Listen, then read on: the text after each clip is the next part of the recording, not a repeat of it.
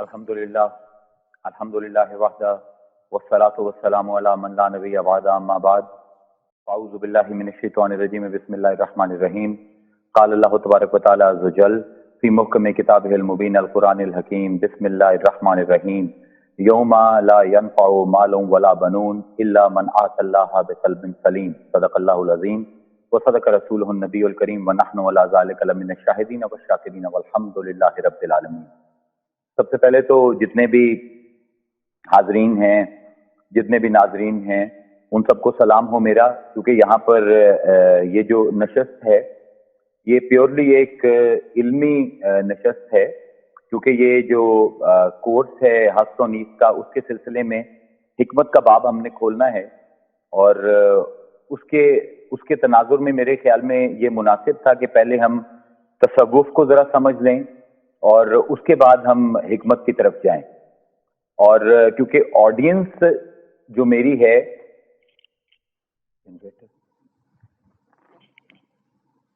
I am sorry, یہاں پہ light گئی ہے تو I can keep talking right? جی، کیونکہ ابھی یہ جنریٹر چلے گا تو 1 منٹ میں آ جائے گی۔ تو جو آڈینس ہے میری وہ بیسیکلی وہ لوگ ہیں جن کی جو تصوف کے ٹیکسٹ ہیں ان تک اپنی رسائی نہیں ہے، کیونکہ عربی اور فارسی میں زیادہ تصوف پہ کام ہوا ہے اسلام میں، اور ہم لوگ جو ہیں لا محلہ وہ وی آر جو لوگ اردو اسپیکنگ ہیں، عربی نہیں جانتے یا فارسی نہیں جانتے، تو وہ ڈیپینڈنٹ ہیں ان ٹیکسٹ کے اوپر کہ جو اوریجنل ٹیکسٹ سے ترجمے ہوئے ہیں یا اردو میں یا انگریزی میں۔ اور پچھلے 200-300 سال میں تصوف پر جو بہت زیادہ کام کیا ہے وہ اورینٹلسٹ نے اور ان کے بعد آنے والے لوگوں نے کیا ہے۔ تو میرا خیال تھا کہ ہم اس کو پیورلی ایک جو ہمارا آج کل شعور ہے تصوف کے بارے میں، یا جو ہمارا ایک علم ہے تصوف کے بارے میں، جس طرح ہم اس کو دیکھتے ہیں اس کو ہم اسی تناظر میں دیکھنے کی کوشش کریں جہاں سے ہمیں، جس روایت سے ہمیں یہ مل رہا ہے۔ اور اس میں کوئی شک نہیں ہے کہ اس روایت میں ایک بہت بڑا جو حصہ ہے وہ گوروں کا ہے، اور اسی ٹرمینالوجی کو میں آج لے کر چلوں گا کہ ایک ایسی سالڈ فاؤنڈیشن ہمیں علمی طور پر ہمیں ایک مل جائے کہ جس سے ہم آگے جا کے تصوف کو اور حکمت کو ذرا آسانی سے سمجھ سکیں۔ میں اس کو ذرا تھوڑا سا کانٹیکسچلائز کرنا چاہتا ہوں، تو اس لیے میں تصوف کا لفظ بھی استعمال نہیں کروں گا، Sufism which is the popular term for تصوف، کیونکہ وہ ہم انگریزی کے ترجمے پڑھ رہے ہیں تو صوفیزم کی چھاپ ایک ہمارے ذہن پر لگی ہوئی ہے۔ اب Sufism is a term that has been abused, overused, misused, misread, misunderstood and over contextualized۔ مطلب یہ میں کوئی مبالغہ نہیں کر رہا، یہ میری اپنی فائنڈنگ ہے، اس میں نے یہ دیکھا ہے کہ اس ٹرم کو بہت زیادہ اوور کانٹیکچولائز کیا گیا ہے، خاص طور پہ مغرب سے جو تہذیب ہمارے پاس آ رہی ہے اس میں۔ اب صوفیزم کا جب سب سے پہلے سوال آتا ہے وہ یہی اٹھتا ہے کہ صوفیزم اور اسلام کا کیا تعلق ہے؟ حالانکہ یہ بہت عجیب سا سوال ہے، لیکن آج کل بھی ماڈرنٹی میں یہ سوال بہت زیادہ ابھر کر سامنے آیا ہے۔ اب اسلام اور صوفیزم کا کیا تعلق ہے؟ اس سلسلے میں آپ کو 2 طرح کے لوگ ملیں گے، 2 طرح کے اوپینین ملیں گے، اور ان کو میں ڈائیورس اوپینین بھی نہیں کہوں گا، they are actually totally opposing opinion, they are very contrasting opinion. مطلب ایک سائڈ پر تصوف کے حوالے سے، صوفیزم کے حوالے سے ایسے لوگ ہیں جو یہ کہتے ہیں کہ صوفیزم جو ہے وہ اسلام کا انٹیگرل پارٹ ہے، and if you really want to understand اسلام تو یو ہیو ٹو انڈرسٹینڈ تصوف، یعنی یہ اسلام کی روح ہے، اسلامی تعلیم کی آپ یہ کہہ سکتے ہیں کہ ایسنس ہے تصوف۔ ایک یہ اوپینین پایا جاتا ہے۔ اس کے بالکل برعکس ایک دوسرا اوپینین ہے، اور وہ یہ ہے کہ تصوف جو ہے یہ کانٹیکچولائز ہوتا ہی نہیں اسلام میں۔ It's a form of an alien system, it's a parallel system to اسلام۔ یہ 2 آپ کو بالکل ایک دوسرے سے کانٹراسٹنگ، بالکل اپوزنگ 2 اوپینین آپ کو ہمیشہ تصوف کے حوالے سے ملیں گے۔ تو اب بطور ریسرچر جب بھی آپ تصوف کو ریسرچ کرتے ہیں یا صوفیزم کو ریسرچ کرتے ہیں تو کچھ ایسے علوم ہیں جن کو چھوئے بغیر آپ تصوف کو سمجھ نہیں سکتے. ان علوم میں ایپسٹمولوجی ہے، آنٹولوجی ہے، ایسکوٹولوجی ہے، اس میں سوریوٹولوجی ہے، اس میں آپ کی میٹا فزکس ہے، اس میں آپ موریلٹی اینڈ ایتھکس ہے. یہ 5-6 علوم ہیں کہ اگر آپ نے تصوف کو ایک ریزنیبل حد تک بھی سمجھنا ہے تو ان 5 لینزز سے آپ کو تصوف کو دیکھنا پڑے گا. اب ان سب کی ایکویولنٹ ٹرمز بھی ہمارے پاس موجود ہیں. مثلا ایپسٹمولوجی ہے، ہماری روایت میں اس کو علم الکلام کہتے ہیں. ایسکیٹولوجی ہے، ہماری روایت میں اسے علم معادیات کہتے ہیں. میٹا فزکس ہے، اس کو ہماری روایت میں علم بعد الطبیعیات کہتے ہیں. موریلٹی اور ایتھکس ہے، اس کو ہماری روایت میں علم الاخلاق کہا جاتا ہے. تو ایٹمولوجی ہے جس کو ہم علم اشتقاق کہتے ہیں. تو یہ 6-7 علوم ہیں. جب تک آپ ان کی نظر سے تصوف کے اوپر ریسرچ نہیں کریں گے، صوفیزم پر ریسرچ نہیں کریں گے، تو آپ کسی بھی حتمی نتیجے پر، کسی بھی حتمی ڈیفینیشن پر نہیں پہنچ سکتے. اب مسئلہ یہ ہے کہ جب ہم تصوف کی روایت کی بات کرتے ہیں تو کوئی بھی ریسرچر جب بھی وہ کسی بھی صوفی کی کسی بھی کتاب کو اٹھا لے تو 2 چیزیں آپ کو بڑی واضح ملیں گی. There will be something very familiar about what the writer is saying, and then there will be something very foreign about what writer is saying. یعنی رائٹر جو کہہ رہا ہے کبھی کبھی آپ کو یہ لگے گا کہ یہ چیز تو مجھے پہلے پتہ ہے، اور کبھی کبھی وہ چیز آپ کو بالکل غیر لگے گی.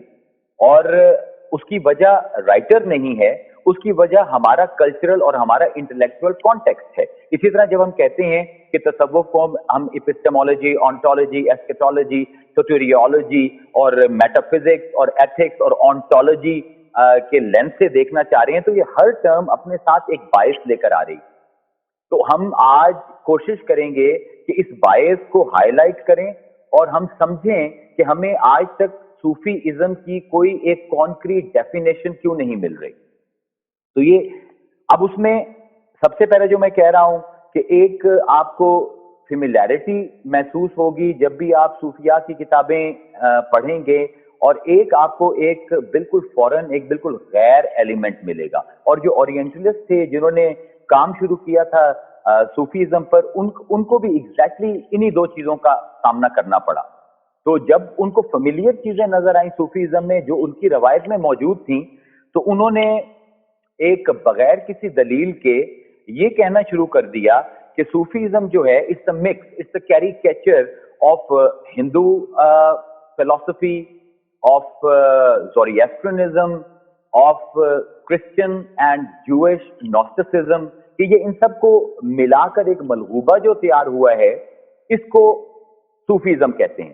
اب وہ جو چیزیں انہیں فیملیئر نظر آئیں تصوف میں، انہوں نے یہ سوچنا شروع کر دیا کہ یہ تصوف نے یہ سب چیزیں ان علوم سے یا ان ڈسپلن سے بورو کی ہیں. اس کا ان کے پاس کوئی مطلب ثبوت نہیں تھا، لیکن یہ انسان کی نیچر ہے کہ جب بھی اس کو کوئی چیز فیملیئر کہیں پہ نظر آتی ہے تو وہ اس کی ایٹریبیوشن ہمیشہ اپنی طرف کرنے کی کوشش کرتا ہے. تو اس طرح اب جو میں آپ کو سمجھانا چاہ رہا ہوں وہ یہ ہے کہ پوسٹ کولونائزیشن میں ہمارے عام لوگ تو کیا، علماء پر بھی جو اورینٹلسٹ کا کام ہے اس کی بہت گہری چھاپ ہے. ہم نے سب کانشیسلی بہت کچھ وہ بورو کر لیا ہے جو اورینٹلسٹ صوفیزم کے بارے میں کہہ رہے تھے. اس لیے صوفیزم کے 2 ایڈورسریز ہیں تاریخ میں. آپ کو 2 طرح کے اوپوننٹس ملیں گے صوفیزم کے. ایک کو آپ کہہ سکتے ہیں ایکسٹرنل ادر، اور دوسرے کو آپ کہہ سکتے ہیں انٹرنل ادر.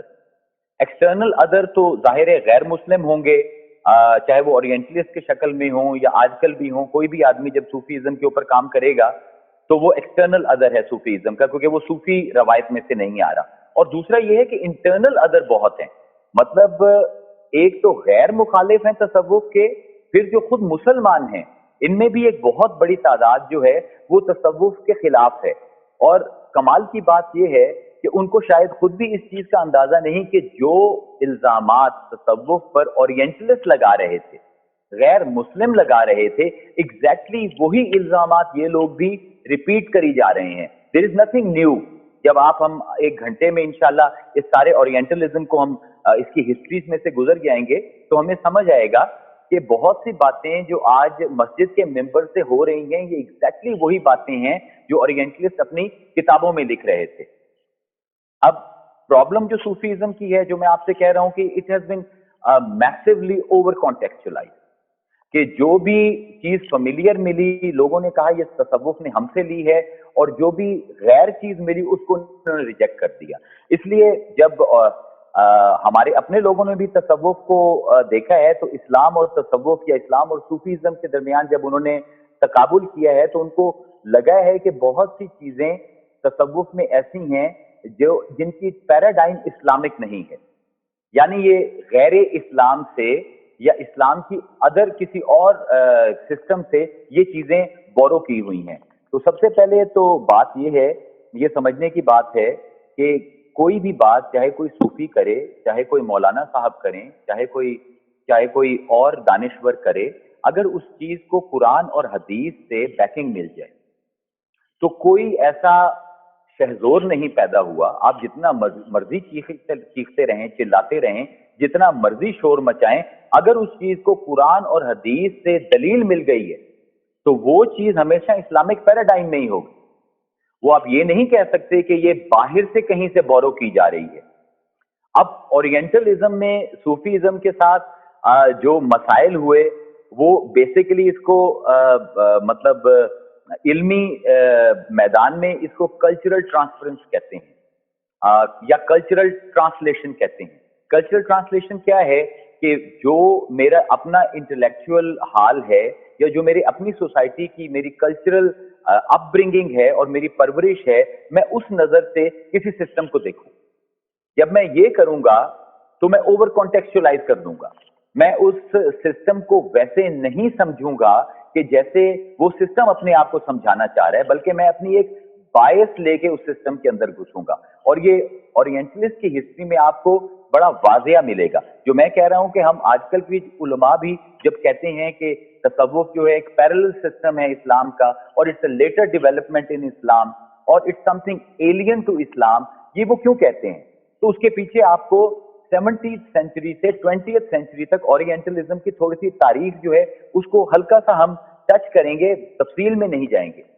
جو پرابلم آئی ہے تصوف کے حوالے سے ہمارے ماڈرن ذہن میں، یہ 17ویں صدی سے 17th سینچری سے کولونائزیشن سٹارٹ کی ہے گوروں نے اسلامک ایریا کی. اور جب یہ یہاں پر انہوں نے کالونیز بنائیں اور جو پہلے جہاں پر مسلمان اپنی حکومتیں قائم کر کے بیٹھے ہوئے تھے اور ان کا وہی کلچر تھا، یہ جب کالونائز ہوئے ہیں اور گوروں نے ان کو اپنی کالونیز بنایا تو یہاں پر سب سے پہلی دفعہ گوروں کا سامنا تصوف سے ہوا، صوفیزم سے ہوا. اب جو گوروں کا ایک جو مائنڈ سیٹ تھا جو مجھے نظر آیا ہے تاریخ میں، وہ یہ تھا کہ وہ ہمیشہ کرسچینٹی کو اسلام سے بہت بہتر اسپرچول سسٹم سمجھتے تھے. یہ ان کی ایک پری کنسیوڈ بائس تھی، ایک ان کا یہ پری کنسیپشن تھی کہ اسلام has a very little mystical content, یا اسلام is not as spiritual as Christianity is. بلکہ وہ کہتے تھے کہ ان دونوں کا کمپیریزن ہی نہیں ہے، کہ اسلام جو ہے تو بڑا ڈرائی سا احکام کا امر و نہی کا مذہب ہے، کرسچینٹی جو ہے it is more toward spirituality, mysticism, اس طرح کی اٹھان ہے اس کی. تو یہ اب ایک باعث تھی وہ لوگ لے کر آئے. اب جب ان کے سامنے رومی آیا، ان کے سامنے ابن العربی آئے، ان کے سامنے شہاب الدین سہروردی آئے، اور ایک نہیں، دو نہیں، سینکڑوں نہیں، ہزاروں صوفیاء کی ایکسٹریملی مسٹیکل، ایکسٹریملی اسپرچول تحریریں سامنے آئیں، تو اب ان اورینٹلسٹ کو سمجھ نہیں آئی کہ ان کو پلیس کہاں کریں. کیونکہ اسلام کو تو وہ ایک مہر لگا چکے تھے کہ it's a very dry religion جس کا مسٹسزم کے ساتھ، اسپرچولزم کے ساتھ قطعاً کوئی تعلق نہیں ہے. تو ان کے لیے اب کنوینئنٹ یہ تھا کہ یہ تصوف کے بارے میں ہی یہ کہنا شروع کر دیا انہوں نے کہ جو صوفیزم ہے it has its own paradigm, اور صوفیزم جو ہے یہ اسلامک نہیں ہے. یہ 17th سینچری کے شروع میں اورینٹلسٹ کا رجحان اس کی طرف رہا ہے کہ یہ ایک پیرلل سسٹم ہے جو ڈیولپ تو اسلام کے ہی کلچر میں ہوا ہے، لیکن اس کی پیراڈائم، اس کے پرنسپلز بالکل اسلام سے فرق ہیں.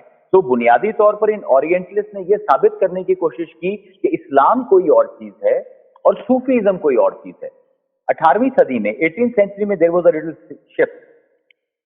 यहां पर आके इनको ये मानना पड़ा कि इसकी पैराडाइम इस्लामिक ही थी, कि जो प्रिंसिपल थे सूफीज्म के ये कुरान और हदीस से ही कहीं ना कहीं निकल रहे थे। There was a connection between Islam and Sufism. तो यहां पर आकर इन्होंने जो आपकी सेकंड टियर है ओरिएंटलिस्ट की, या 18वीं सदी के ओरिएंटलिस्ट हैं, इन्होंने ये कहना शुरू कर दिया कि है तो ये इस्लामिक सिस्टम, लेकिन सूफीइज्म मेन स्ट्रीम इस्लाम नहीं है।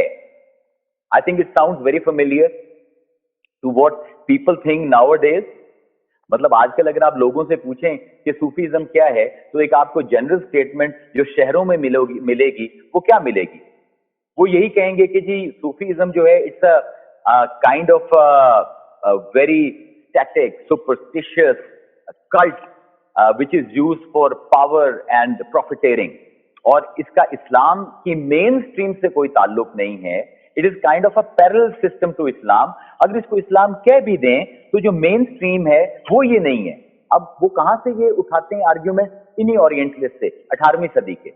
इन ओरिएंटलिस्ट ने जो एविडेंस या सबूत पेश किया वो ये किया कि अगर आप मेन स्ट्रीम इस्लाम को देखें, जो इनके नजदीक मेन स्ट्रीम थी, वो उसमें बात होती है तफसीर की, उसमें बात होती है हदीस की, उसमें बात होती है फिका की, यानी जूरिस्प्रूडेंस, तफसीर, एक्सिजेसिस, और आपके हदीस की, in the narrations of the profit की बात होती है कि वो लोग जो उलमा हैं वो यहां से अपने मसाइल और यहां से अपनी पैराडाइम उठाते हैं। जबकि उन्होंने कहा कि जो सूफिया हैं ये तफसीर की बजाय तावील की बात करते हैं, और फिका और हदीस की बजाय अपने अहवाल यानी अपनी स्टेट्स की बात करते हैं। तो उन्होंने कहा ये है तो सिस्टम इस्लामी ही, लेकिन ये मेन इस्लामिक मतलब मेन स्ट्रीम नहीं है। ये एक साथ साथ चलने वाला एक किस्म का सेमी पैरेलल सिस्टम है। 20th सेंचुरी में आकर इसमें भी शिफ्ट आया। 20वीं सदी के जो आपके ओरिएंटलिस्ट हैं, इन्होंने दो तरह से तसव्वुफ को अप्रोच किया है। एक को हम कहते हैं हिस्टोरिक अप्रोच और दूसरी को कहते हैं trans historic approach. Historic approach में इन्होंने जो एवोल्यूशन था सूफीइज्म का थ्रू स्पेस एंड टाइम, जिस तरह सूफीइज्म में डेवलपमेंट हुई है या इवॉल्व किया इस सिस्टम ने, उन्होंने वो स्टडी किया। और then there was this new element which studied सूफीइज्म trans historically. Trans historically क्या कि उन्होंने ये एडमिट किया कि सूफीइज्म किसी भी और मिस्टिसिज्म की तरह उसकी भी ख्वाहिश है कि इंसान का राब्ता एक मावरा ताकत से हो। यानी सूफीइज्म जो है बेसिकली उसकी जो उसका जो मकसद है वो ये है कि इंसान को रहमान के साथ जोड़ दे, to have a link between creator and the creation.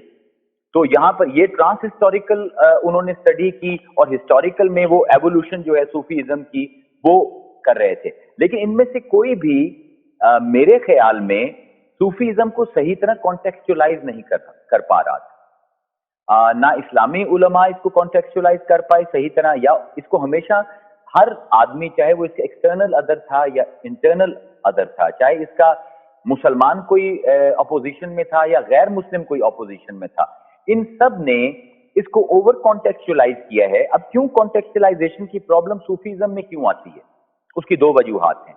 एक तो मैंने अभी बयान की कि वो है कल्चरल ट्रांसलेशन, और ये कल्चरल ट्रांसलेशन सिर्फ सूफीइज्म इसका शिकार नहीं हुआ, तमाम जितने भी आलम के मज़ाहिब हैं, जितने भी फलसफे हैं, वो सब के सब हमेशा कल्चरल ट्रांसलेशन का शिकार रहे हैं कि हर आदमी उनको अपने मेंटल मेकअप के मुताबिक, अपनी कल्चरल ट्रेनिंग के मुताबिक उनको रीड करने की कोशिश करता है। इसलिए जब इस्लाम और सूफीज्म की भी बात होती है तो ये भी बड़ा दिलचस्प बात है कि पहले आप इस्लाम को तो डिफाइन करें। आप कहते हैं इस्लाम और सूफीज्म के दरमियान कोई राब्ता है या नहीं, इनके दरमियान कोई कनेक्शन है या नहीं, तो what do you mean by इस्लाम? क्या आप इस्लाम से मुराद एक बड़ी ही नैरो रिडक्शनिस्ट डेफिनेशन ले रहे हैं जो कि हमारे बाद उलमा की है, या जो ओरिएंटलिस्ट कहते थे कि जो कुरान है या इस्लाम है ये सिर्फ एक अमर और नहीं का, कमांड का और प्रोहिबिशन का मजहब है, इसमें कोई फिलोसॉफिकल, स्पिरिचुअल, मिस्टिकल कोई कंटेंट मौजूद नहीं है? तो अगर हम अपनी रवायत को देखें तो perhaps people will object to it, लेकिन लेट मी से द ट्रुथ, ہماری اپنی روایت میں بہت پلورلٹی پائی جاتی ہے. جب بھی the biggest mistake one can make in a tradition is that we take a singular static view of a tradition. یا ہم یہ کہیں کہ اسلام یہ ہے. بھائی اسلام جو ہے اس میں اگر صحابہ کے دور میں بھی دیکھیں تو سب صحابہ کے لیے اسلام کی ڈیپتھ ایک نہیں تھی. There were people like ابن عباس جن کو حبر الامہ کہا جاتا تھا. There were people like حضرت علی جن کو باب العلم کہا جاتا تھا. ڈیفینیٹلی ان کے لیے جو اسلام کی ڈیپتھ تھی وہ دوسرے صحابہ سے فرق تھی. تو یہ پلورلٹی جو ہے کہ کتنا ایکسپینسو ہے اسلام, کتنا کھلا ہے یا کتنا تنگ ہے, یہ تو صحابہ کے درمیان بھی پائی جاتی تھی. تو آپ اپنی پوری روایت کو نظر انداز کر کے ایک ریڈکشنسٹ ڈیفینیشن اسلام کی دے کر اب اس ڈیفینیشن کے اوپر آپ صوفیزم کو تولنے کی کوشش کر رہے ہیں. تو that is not the right approach. تو اب جو پہلی پرابلم آ رہی ہے صوفیزم کو کانٹیکسچلائز کرنے میں وہ ہے کلچرل ٹرانسلیشن. جس طرح فلسفے میں ہوتا ہے کہ ہم جب یونانی فلسفے کو پڑھتے ہیں یا ایرانی جب عربی فلسفے کو پڑھتے ہیں یا عربی جب ایرانی فلسفہ کو پڑھتا ہے تو وہ اپنے کلچر کا بھار, اپنے کلچر کی باعث اس پر ڈال رہا ہوتا ہے. تو تصوف کے ساتھ ایگزیکٹلی یہی ہو رہا ہے کہ لوگ جو ہیں وہ اپنا جو کلچر ہے اس کے مطابق اس میں سے فیملیئرٹی اور اس کے اندر جو فورن یا ایلین ان کو کانٹینٹ نظر آتا ہے اس کو سمجھنے کی کوشش کر رہے ہیں. اور دوسرا پرابلم ہے ٹرمینالوجی کا, وچ از ویری میسو. اور میرے خیال میں ٹرمینالوجی میں Sufism has suffered the most. اگر آپ اورینٹلسٹ کا کام پڑھیں تو جدید اورینٹلسٹ یا پوسٹ اورینٹلسٹ جو ہیں ان کی بھی اب کتابیں اگر اٹھا کر دیکھیں تو آپ کو ایک ٹائٹل اسلام کے صوفیاء کے بارے میں نظر آئے گا, اسلامک مسٹسزم, مسٹکس آف اسلام. یہ آپ کو بہت سی کتابیں ملیں گی, ارلی اسلامک مسٹسزم. تو بھائی میں دوبارہ یہی کہوں گا, what do you mean by mysticism? Mysticism کی بنیادی طور پر علم میں 20 ڈیفینیشنز ہیں. آپ جب کہہ رہے ہو کہ صوفیزم از مسٹسزم تو which definition you are referring to? اب مسٹسزم کی کچھ ایسی ڈیفینیشنز ہیں جن کا صوفیزم کے ساتھ کوئی کلیش نہیں ہے, اور بعض ایسی ڈیفینیشنز ہیں جن کا صوفیزم سے کوئی تعلق نہیں ہے. They are poles apart. مثلاً ایک ڈیفینیشن جو مسٹسزم کی ہے جس کو ہم علم اشتقاق یا ایٹیمالوجی میں دیکھیں مسٹکا, تو mysticism is a knowledge that tries to explore یا it's a discipline which tries to explore a mystical side of a religion. کہ ریلیجن کے اندر جو سیکرٹس پائے جاتے ہیں, جو مسٹریز پائی جاتی ہیں, ان کی ایکسپلوریشن کا نام مسٹسزم ہے. اگر آپ مسٹسزم, اسلامک مسٹسزم سے مراد یہ لے رہے ہیں تو یہ تو پیورلی اسلامک صوفیزم ہے, یہ صوفیزم ہے, اس میں کوئی مسئلہ نہیں ہے. لیکن مسٹسزم کی بہت سی ایسی ڈیفینیشنز ہیں جو صوفیزم پر کسی طور سے پوری نہیں اتر سکتی. مثلا ایک ڈیفینیشن, میں 3-4 ڈیفینیشن بیان کرتا ہوں مسٹسزم کی, یہ ہے کہ مسٹسزم از اینٹی آرتھوڈاکس. کہ جو ایک مذہب کے ریچولز ہیں, مسٹک وہ ہے جو ان ریچولز کا باغی ہو. اگر اسلام کے صوفیاء کو آپ اس حساب سے مسٹک کہہ رہے ہیں تو یہ آپ کی غلط فہمی ہے, کیونکہ جتنی آرتھوڈاکس زندگیاں ان صوفیاء نے بتائی ہیں, گزاری ہیں, وہ کسی اور نے نہیں گزاری. مطلب جب ہم فقہ پڑھتے تھے تو ہر فقہ کے کتاب کے بعد, ہر باب کے بعد ایک باب آتا تھا جس کا نام ہوتا تھا باب حیل, بہانوں کا باب. یعنی حکم یہ ہے شریعت کا, but there is a way around it. اگر آپ اس کو اوائڈ کرنا چاہتے ہیں تو آپ یہ کر لیجئے. جبکہ صوفیاء کی کتابوں میں کسی کتاب میں کوئی باب حیل نہیں. یعنی صوفیاء نے باب باندھا ہے تو ترک ہیلا کا باندھا ہے, ہیلے کا باب نہیں باندھا. تو جتنی آرتھوڈاکسی صوفیزم میں پائی جاتی ہے یہ کسی اور ڈسپلن میں نہیں پائی جاتی. تو اگر آپ مسٹسزم سے مراد یہ لیتے ہو کہ mysticism is a divorce from orthodoxy, تو I am sorry, this is not Sufism. Sufism is extremely orthodox. پھر مسٹسزم کی ایک اور ڈیفینیشن یہ ہے کہ مسٹک وہ آدمی ہے جو ریویلڈ لا کی پاسداری نہیں کرتا. کیونکہ مسٹک اس کو کہا جاتا ہے جس کا اللہ کے ساتھ ڈائریکٹ ایک کنیکشن ڈیولپ ہو جاتا ہے. تو جب اس کا ڈائریکٹ کنیکشن ڈیولپ ہو جاتا ہے تو مسٹک کو کسی بھی پروفٹ کی, کسی بھی ریلیجس اسپرچول لیڈر کی ضرورت نہیں رہتی. وہ جو اس کے اپنے احوال ہیں، جو اس کے اپنی سٹیٹس ہیں خدا کے ساتھ، وہ انہی سے ہی علم ڈرا کرتا ہے اور انہی سے ہی ریچولز ڈرا کرتا ہے اور انہی کے مطابق عمل کرتا ہے. تو اگر آپ مسٹیسزم سے مراد، صوفیزم سے مراد یہ مسٹیسزم لے رہے ہو تو یہ بھی آپ کی غلط فہمی، کیونکہ صوفیزم سارا کا سارا حقیقت محمدیہ کے ارد گرد بلٹ ہوا ہوا. مطلب اگر کوئی واقعی لیڈر ہے صوفیزم میں یا کوئی قابل اتباع ہستی ہے تمام صوفیاء کے نزدیک، تو وہ خود خاتم المرسلین کی ذات ہے. تو وہ مسٹیسزم کا یہ جو ایک ریویلڈ لا کے اگینسٹ ایک اپروچ ہے، وہ صوفیزم میں بالکل نہیں پائی جاتی. پھر سینٹرلٹی کا مسئلہ ہے. Mysticism is a system which is centered around one mystic. یہ مسٹک اپنی کوزمولوجی اور اپنی ہی نوسٹک ہو وہ مسٹک ہو، اس کی اپنی کوزمولوجی بھی ہر کی اپنی ہوتی ہے. اگر آپ ارلی کرسچن نوسٹسزم کو پڑھیں، آپ میں سے کئی لوگ ہیں جو ریسرچ بھی کرتے ہیں، تو آپ دیکھو گے کہ ارلی کرسچن نوسٹسزم میں there was a concept of multiple gods. There was a good God and there was a bad God. Moses went to the bad God and now the good God sent Christ for salvation. تو یہ ایک مطلب وہ نوسٹکس کی اپنی اپنی paradigms تھی، اپنی اپنی کوزمولوجی تھی. ایون خدا کے معاملے میں ان کے تصورات فرق تھے. صوفیزم از سینٹرڈ اراؤنڈ پروفٹ.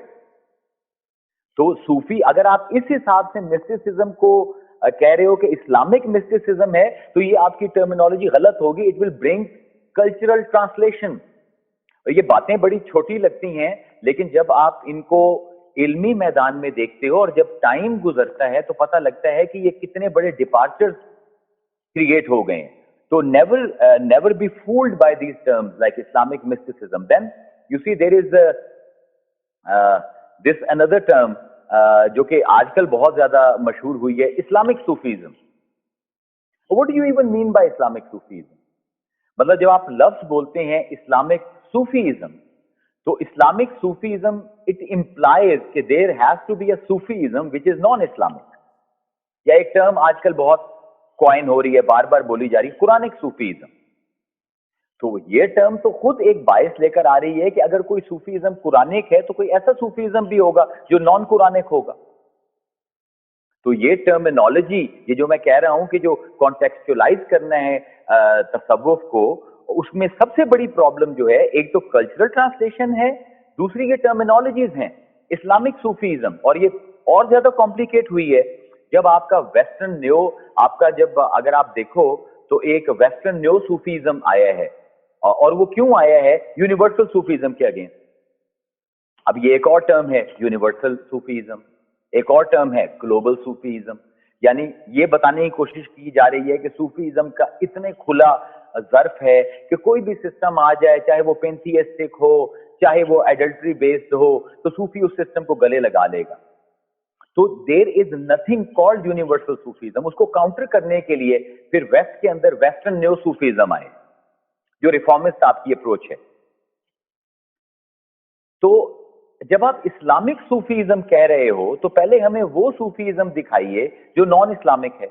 وہ آپ کہو گے کہ یونیورسل صوفیزم ہے. تو بھائی یونیورسل صوفیزم کا صوفیزم سے ایسا کوئی تعلق نہیں ہے.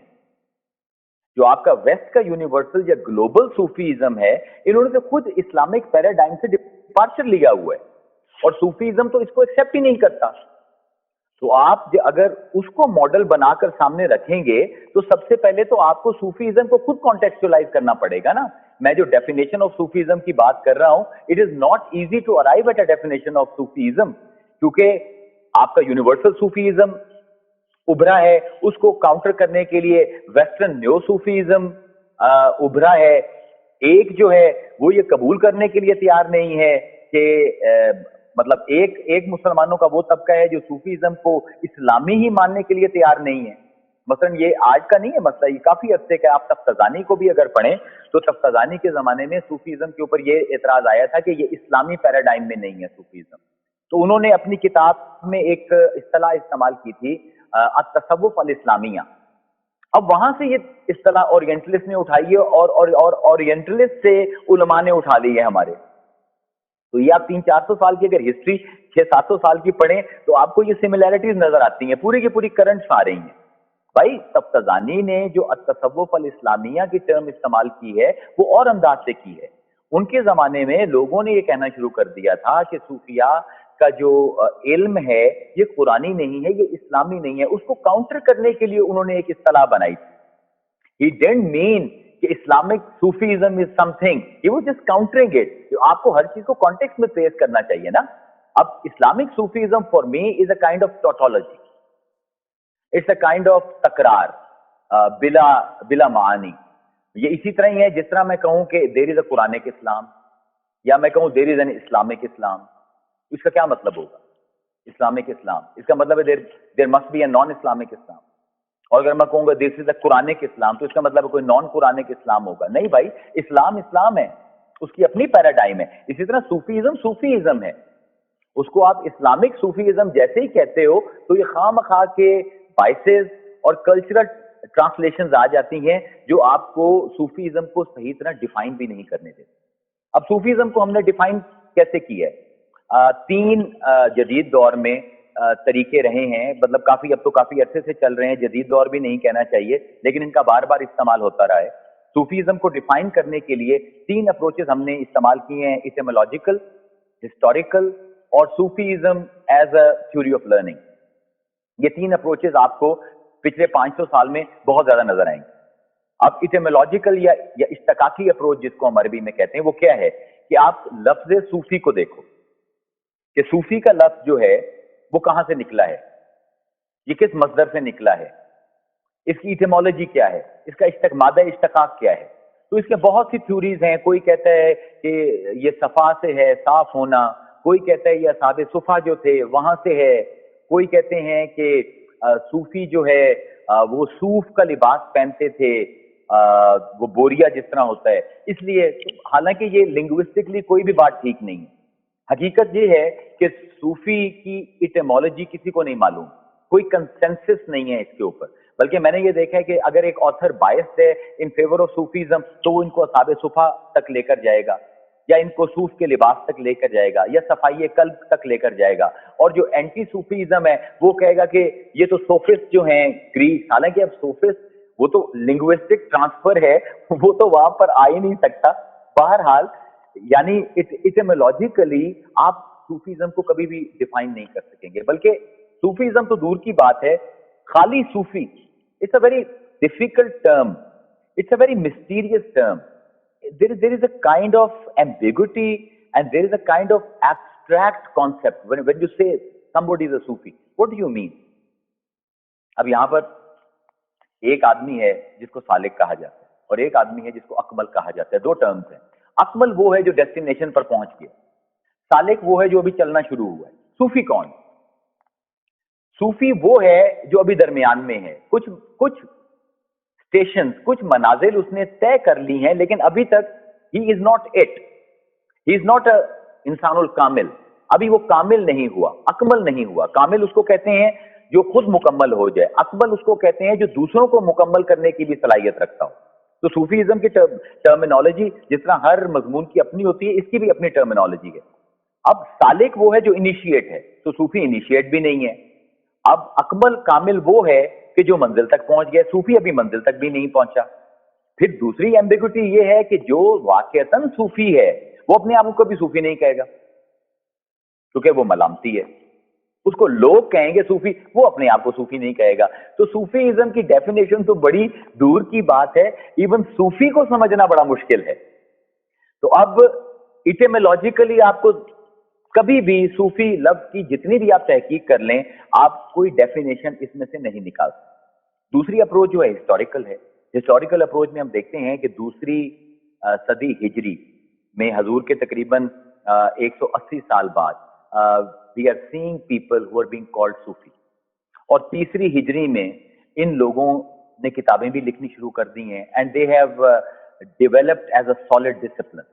اور یہ وہی دور ہے جب جورسپروڈنس بھی آ رہی ہے, جب محدث بھی آ رہے ہیں, جب علم الکلام والے بھی آ رہے ہیں. It's a very rich era in Islam education wise.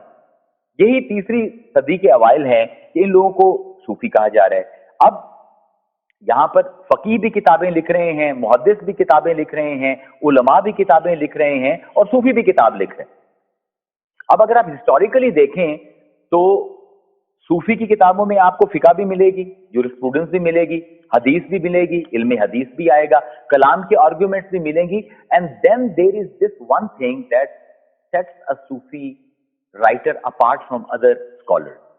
There is this element of mystery, there is this element of magic, there is this element of romance, there is this element of divinity, जो कि सूफी की तहरीर में आएगा, जो आपको दूसरों की तहरीर में नहीं मिलेगा। तो हिस्टोरिकली अब अगर आप डिफाइन करना चाह रहे हैं सूफीइज्म को, उसकी हिस्ट्री और उसकी एवोल्यूशन को मद्देनजर रखकर, तो आपको यह समझना पड़ेगा कि हजारों तुरुक हैं सूफीइज्म के। इस वक्त भी 40,000 से ऊपर तुरुक मौजूद हैं। इस वक्त हजारों की तादाद में, लाखों की तादाद में खानकाहें मौजूद हैं, लाखों की तादाद में मेथड्स मौजूद हैं। हर एक का मेथड अपना है, हर एक की खानकाह का तर्ज अपना है, उसका टेस्ट अपना है। एक अम्ब्रेला टर्म है सूफीइज्म, जो ये सब इस्तेमाल कर रहे हैं। उसमें से आप कॉमनैलिटी कैसे तलाश करोगे? मतलब मेरा आपसे उन तमाम रिसर्चर्स से जो हिस्ट्री ऑफ सूफीइज्म से कोशिश कर रहे हैं सूफी तसव्वुफ, सूफीइज्म की डेफिनेशन निकालने के लिए, जो डिसिप्लिन इतना डाइवर्स है और जो डिसिप्लिन इतना रिच है और इतने ज्यादा उसके अंदर लोग इन्वॉल्व हैं, जिसमें फलसफा भी आ रहा है, जिसमें शायरी भी आ रही है, जिसमें कलाम भी आ रहा है, जिसमें इरफान भी आ रहा है, जिसमें विजदान भी आ रहा है, उसमें से आप एक डेफिनेशन कैसे निकालोगे? तो हिस्टोरिकली भी 3rd सेंचुरी ऑनवर्ड से लेकर आज तक कोई भी हिस्ट्री को सामने रखकर आप कोई एक जनरल डेफिनेशन तसव्वुफ की नहीं निकाल सकते।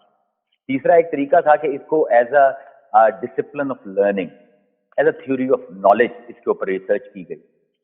अब उसमें फिर प्रॉब्लम है, और प्रॉब्लम ये है कि जितने भी उलूम हैं इस्लाम के, हर उलूम की अपनी डेफिनेट बाउंड्री है और वो इल्म अपनी बाउंड्री से बाहर नहीं निकलता। मसलन अगर आप फिक्र को देखें तो फिक्र जो है वो मसाइल की तखरीज का इल्म है कुरान और हदीस से, कि हमने लॉ कैसे निकालने हैं कुरान और हदीस को इस्तेमाल करके। इसी तरह इल्मुल कलाम है, तो ये जो कुरान की स्टेटमेंट हैं उनके लॉजिकल फ्रेमवर्क को उभारता है सामने। इसी तरह इल्म हदीस है, तो वो हदीस के मतन पर, हदीस के रावियों पर, उनकी असनाद के ऊपर बहस करता है। जिस तरह फिजिक्स है तो वो फिजिकल फिनोमेना के ऊपर बहस करती है। इकोनॉमिक्स जो है वो इट टॉक्स अबाउट मनी। हर इल्म की अपनी कुछ बाउंड्रीज हैं, वो इल्म जो है उन बाउंड्रीज से बाहर नहीं निकलता। अब सूफीइज्म का मसला ये, इसका कोई सिलेबस ही नहीं। जो सबसे बड़ी प्रॉब्लम है, इसका कोई निसाब है ही नहीं। सूफीइज्म फिका भी इस्तेमाल करेगा, सूफीइज्म हदीस भी इस्तेमाल करेगा, सूफीइज्म इल्मुल कलाम को भी इस्तेमाल करेगा, सूफीइज्म शायरी को भी इस्तेमाल करेगा, सूफीइज्म रोमांटिसिज्म को भी इस्तेमाल करेगा, सूफीइज्म फिजिक्स को भी इस्तेमाल करेगा, इकोनॉमिक्स को भी इस्तेमाल करेगा। तो जब एक इल्म की बाउंड्री ही नहीं है और फिर इतनी एम्बिग्युइटी है और इतनी वैरायटी पाई जाती है, तो आप सूफीइज्म को डिफाइन कैसे करेंगे? मैं बता रहा हूं, कॉन्टेक्चुअलाइज करने में एक टर्मिनोलॉजी प्रॉब्लम है, एक कल्चरल जो है वो आपकी जो कल्चरल भार आ रहा है, कल्चरल ट्रांसलेशन है, वो हमें सूफीइज्म को सही तरह समझने नहीं दे रही। जब तक सूफीइज्म को आप इसके अपने कॉन्टेक्स्ट के अंदर प्लेस नहीं करेंगे, इसका एक हल है कि जो सूफी का टेक्स्ट है आप उसको अपनी नजर से ना देखो, आप देखो टेक्स्ट क्या क्लेम कर रहा है और उस क्लेम को टेक्स्ट की नजर से ही देखो, वो प्रूव होता है या नहीं। सूफी की बात, आपने सिर्फ उसकी किताब की हद तक रहना है। अगर आप अपना बायस जो है वो लेकर जाओगे तो वो किताब आपको, क्योंकि एक जो ओरिएंटलिस्ट का बहुत बड़ा इल्जाम था सूफीइज्म पर, वो ये था, वो कहते थे कि सूफीइज्म is very is not systematic and this is very interesting, इसको समझने की जरूरत है। और वाकई हालांकि सूफीइज्म में आपके पास ऐसे लोग मौजूद हैं, गजाली जैसे, इब्नुल अरबी जैसे, शहाबुद्दीन सोहरवर्दी जैसे, इब्ने अताउल्लाह सिकंदरी जैसे, अब्दुल कादिर जिलानी गौसुल आजम जैसे, which are very methodical and which are very logical, और वो स्ट्रक्चर देना जानते हैं अपनी तहरीरों को। लेकिन अगर आप सूफी की किसी भी सूफी की किताब देखेंगे तो आपको एक चीज बड़ी वाज़ेह समझ आएगी कि सूफी राइटर इज प्री सपोजिंग कि आपको कुरान और हदीस का ऑलरेडी इल्म है। सूफी कि अपनी कोई पैराडाइम नहीं, या कोई किसी भी सूफी की किताब अगर आप निकाल कर देख लें, उसको एकेडेमिकली टेक्सचुअली उसके एनालिसिस कर लें, तो आपको नजर आएगा कि सूफी अपनी कोई पैराडाइम दे ही नहीं रहा और जानबूझ के इंटेंशनली गैप छोड़ रहा है, कुछ चीजों की तरफ इशारे कर रहा है, उन चीजों को खत्म नहीं कर रहा, कोई और बात शुरू कर देता है। वो क्यों कर रहे हैं सूफिया? मेरा जहां तक मेरा अपना नाकिस तजर्बा है, उसमें they are doing it intentionally to tell people कि अगर कुरान और हदीस में तुम्हारा इल्म नाकिस है तो मेरी किताब तो तुम हमेशा मिसअंडरस्टैंड करो। ये गैप वो जानबूझकर छोड़ रहे हैं, चाहे वो इब्नुल अरबी हो, चाहे गौसल आजम हो, चाहे इमाम गजाली जैसा मेथोडिकल थिंकर हो, शहाबुद्दीन सोहरावर्दी जैसा फलसफी हो, जानबूझकर अपने इल्म के स्ट्रक्चर में वो गैप छोड़ते हैं और वो प्रीसपोज करते हैं कि जो आदमी इस्लामी रवायत को समझने वाला है वो हमारी किताबों तक रसाई कर सकेगा। अब प्रॉब्लम ये आ रहा है कि सूफीज्म का सिलेबस कोई नहीं है, ना ये जूरिस्प्रूडेंस की तरह है, ना ये लिंग्विस्टिक्स की तरह है, इसकी कोई हद ही नहीं है, तो इसको हम कॉन्टेक्चुअलाइज कैसे करें? तो 3 अप्रोचेस मैंने आपको बताई हैं कि हमने सूफीज्म को समझने के लिए इटिमोलॉजिकल अप्रोच अपनाई, वो भी काम नहीं किया उसने। हिस्टोरिकल अप्रोच अपनाई तो वो इतना डाइवर्स डिसिप्लिन था सूफीज्म का कि वो भी काम नहीं किया। और फिर हमने इसको जो अब लेटेस्ट जो मेरी अब काविश है या जो मैं चाहता हूं वो ये है कि हम सूफीज्म में थ्योरी ऑफ फंक्शंस को इंट्रोड्यूस करें, क्योंकि लाखों खानकाहें, 40,000 तुरुक, इतनी ज्यादा किताबें, लाखों की तादाद में किताबें, इन सब को पढ़कर आप एक जामे तारीफ सूफीज्म की कैसे बनाओगे? It's going to take you century.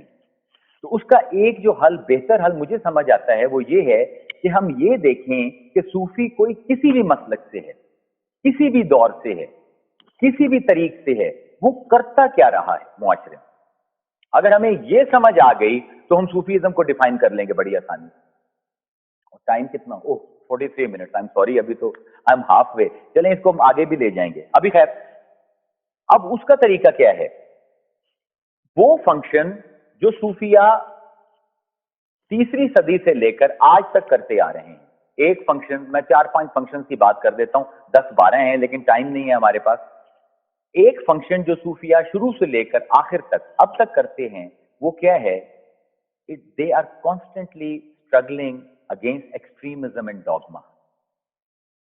मतलब सूफीज्म में there is this air of liberation about it. ये डॉगमा को, बिल्कुल अंधी तकलीद को और बिल्कुल एक एक्सट्रीम पोजीशन के अगेंस्ट हमेशा एट वॉर रहा है सूफीज्म।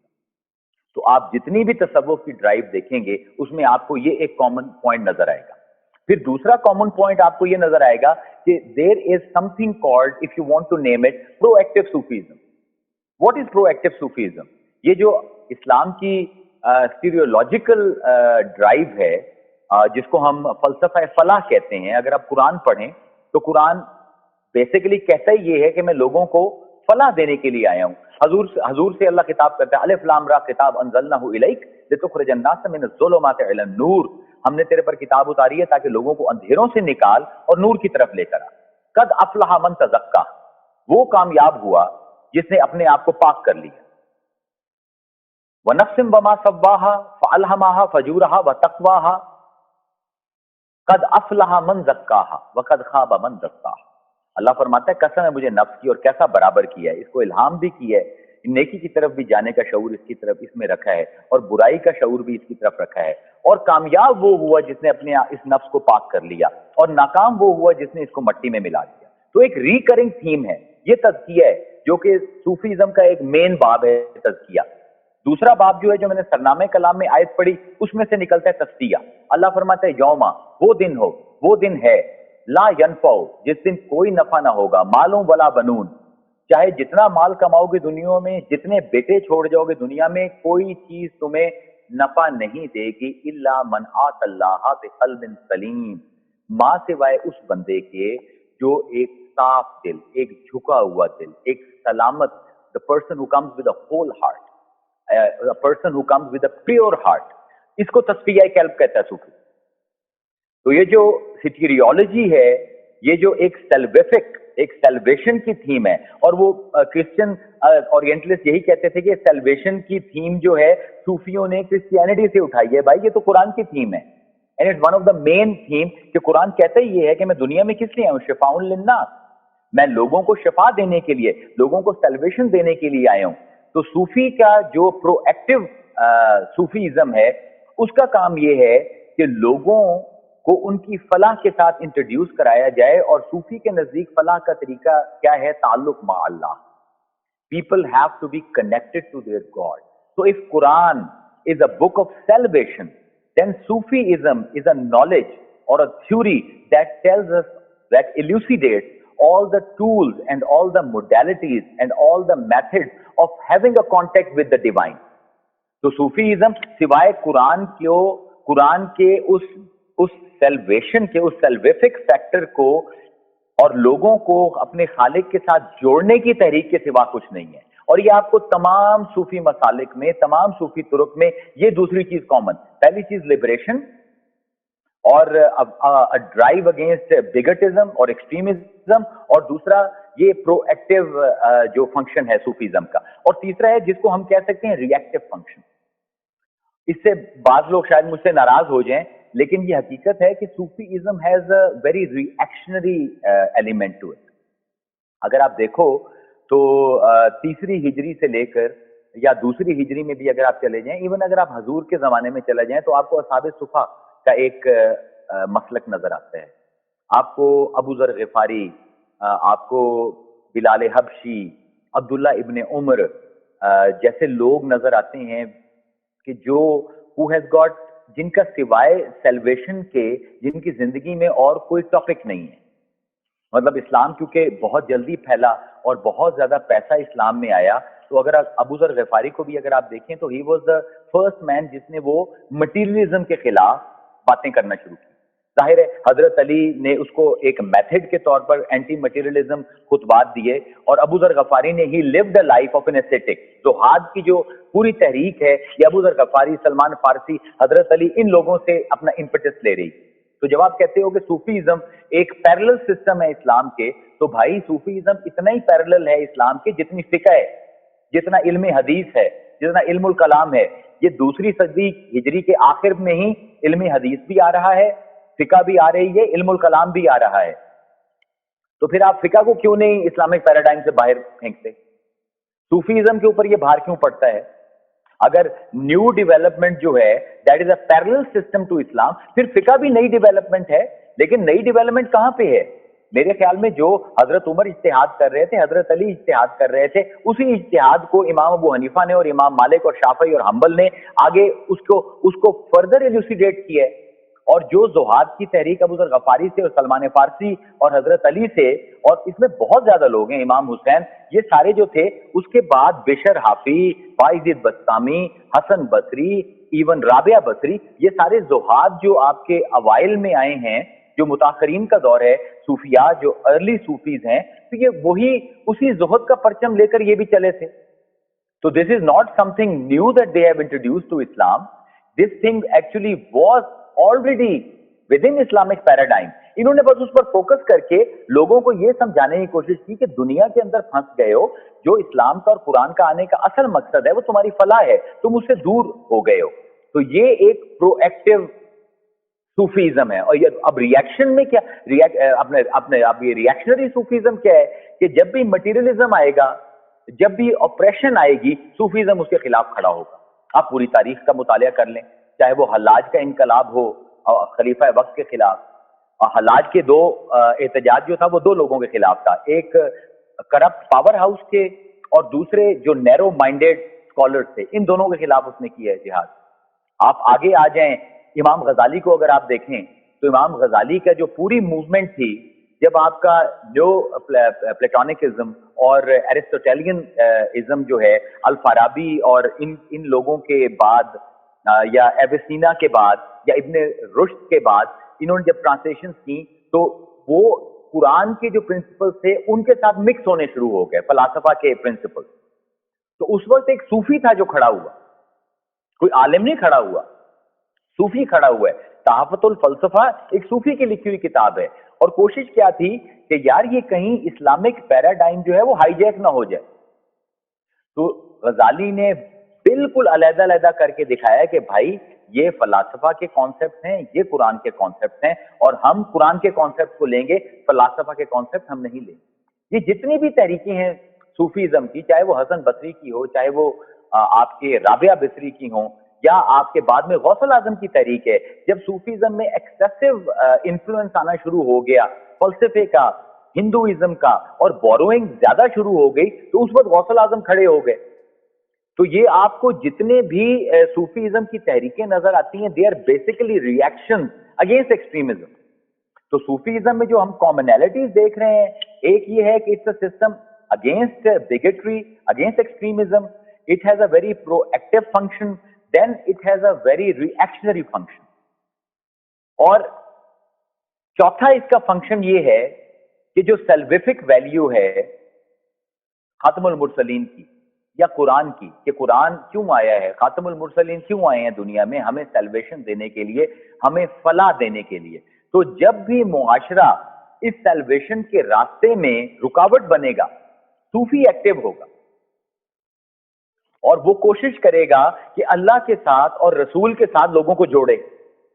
یعنی یہ ریئیکشن کے اندر صوفی کیا کرتا ہے کہ وہ جو سٹیریولوجی ہے اسلام کی, جو سیلویفک تھیم ہے اسلام کی, اس کو ایکسیسیبل بناتا ہے پبلک کے لیے, اور جو رکاوٹ آتی ہے اس کو دور کرتا ہے. پھر ایک پانچویں چیز جو تمام صوفک آرڈرز میں آپ کو بالکل کامن ملے گی, وہ یہ آپ کو ملے گی کہ ان میں اجتہاد اپنے بام عروج پر آپ کو نظر آتا ہے. یعنی انتہا ہے احتجاج کی. جب صوفی کو نظر آئے گا کہ معاشرے کی اپنی کچھ کلچرل ٹریٹس کی وجہ سے یا علماء اسلام کے بیہیویئر کی وجہ سے لوگ اسلام سے خائف ہو گئے ہیں, یا لوگ خدا سے ڈر گئے ہیں, رسول کو مردہ سمجھنے لگ گئے ہیں, تو صوفی ریئیکٹ کرے گا, وہ لوگوں تک اس کو پہنچائے گا, چاہے اس کو جتنا بڑا مرضی اجتہاد کرنا پڑے. اس کی سب سے بڑی مثال چشت ہیں ہندوستان پاکستان کے, کہ یہاں پر آئے, تبلیغ کی معین الدین چشتی اجمیری نے, لوگوں نے زیادہ نہیں سنا, ان کے مزاج کے اندر وہ بھجن اور وہ تھا. اب just look at this amazing tool that Moinuddin Chishti Ajmeri is using, کہ ان کا بھجن لے رہے ہیں اور اسی بھجن کو وہ قوالی کی شکل میں لا رہے ہیں, اور وہ بھجن جو پینتھیسٹک پریچنگ کے لیے یوز ہو رہا تھا, اب اس کی نئی فارم قوالی جو ہے توحید کی پریچنگ کے لیے یوز ہو رہی. تو اب کیوں کیا ہے انہوں نے, کہ وہ یہ کہتے, انہوں نے غالباً یہ سمجھا ہوگا کہ جو لوکل کلچر ہے یہ آڑے آ رہا ہے, لوگوں کو اسلام تک ایکسیس نہیں مل رہی, تو انہوں نے جو ان کا ریکگنائزیبل ایکسیسیبل ٹول تھا اسی کو استعمال کیا اور اجتہاد کر کے قوالی کو اسلام کے اندر لے کر آئے. Of course qawwali will always remain alien to Islam, کیونکہ میں نے آپ سے کہا ہے نا کہ صوفیزم میں جو آدمی یہ سمجھتا ہے کہ صوفی ایکسٹرنیلٹیز کا بوجھ نہیں اٹھاتا, اس کو تصوف کا کچھ نہیں پتا. صوفی ایک بہت بڑا مجتہد ہے, اور اس کا مقصد یہ ہے کہ اللہ اور رسول کی فلاح کو لوگوں تک پہنچائے. اور جب معاشرہ ایسے گیئرڈ ہوگا کہ وہ سیدھی طرح قرآن پر یا حدیث پر نہیں جائے گا, تو صوفی کوئی نہ کوئی ٹول استعمال کر کے اسی لوکیلٹی میں سے اس کو وہ رنگ دے کر وہ سیلویشن جو ہے اللہ اور رسول کی اور قرآن کی لوگوں تک عام کر دے گا. اور ایک ٹریٹ جو چھٹی صوفیزم میں بہت کامن ہے, کیونکہ وقت بالکل ختم ہو گیا میرے پاس, I am almost out of time. وہ جو ایک بہت زیادہ کامن ٹریٹ پائی جاتی ہے وہ یہ ہے کہ Sufism is not global, it's very local.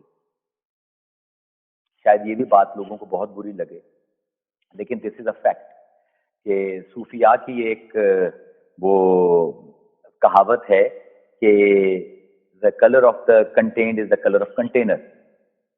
مظروف کا رنگ وہی ہوتا ہے جو ظرف کا ہوتا ہے, یعنی جس رنگ کا برتن ہوگا پانی وہی رنگ کا نظر آئے گا.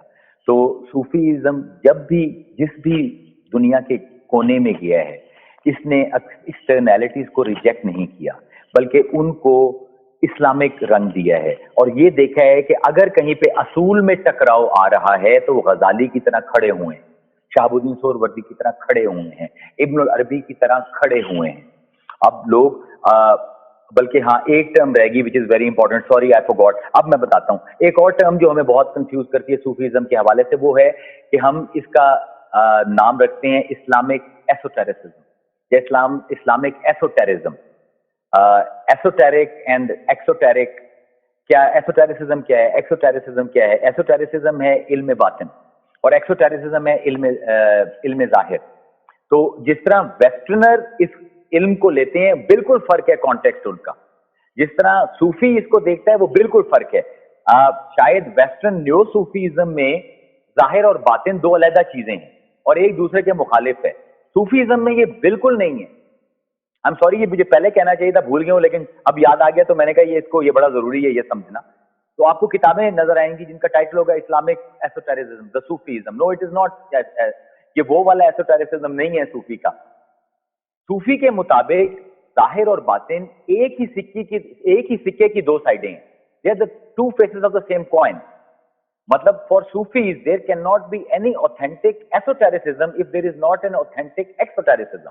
अगर एक इल्म जाहिर कतई नहीं है तो उसके ऊपर इल्म बातिन कतईयत के साथ वारिद नहीं हो सकता। फॉर ए सॉलिड इल्म बातिन एक सॉलिड इल्म जाहिर चाहिए। इसलिए जब अगर आप सूफिया पर एतराज पढ़ते हैं तो इब्नुल अरबी पर एक एतराज ये भी आया है कि ये उलमाए जाहिर से है, कि ये कुरान के जो जाहिरी मानी है उससे कभी हटता ही नहीं है। अगर अल्लाह ने कह दिया है फाइना मा तवल्लु फसमा वजुल्लाह, जिस तरफ भी चेहरा करो, जिस तरफ भी अपना मुंह करो अल्लाह का चेहरा है। तो इब्नुल अरबी कहते हैं कि मैं अब देख कर रहूंगा हर तरफ अल्लाह का चेहरा। तो ये मतलब ये कहना कि दिस इज अ इस्लामिक एसोटेरिसिज्म, तो ये भी एक मतलब मनफी सोच है जिसका सूफीज्म के साथ कोई ताल्लुक नहीं है। सूफी जिसको इल्म बातिन कहता है वो कोई और चीज है। अब जो हमने कॉमनैलिटीज डेफिनेशन के हवाले से देखी, एक, सूफीज्म डॉगमा और एक्सट्रीमिज्म के खिलाफ जाता है। Sufism is proactive, Sufism is reactive.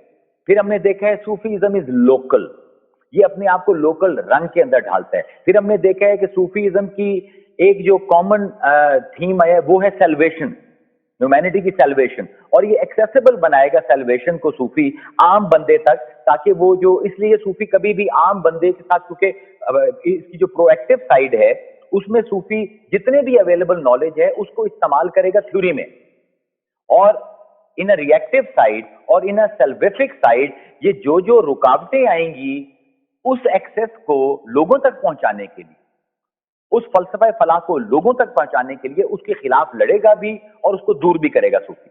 और फिर जो सातवीं एक कॉमनैलिटी आपको सूफीज्म में नजर आएगी हर ब्रांड ऑफ सूफीज्म में, वो बुनियादी तौर पे तसव्वुर इंसान।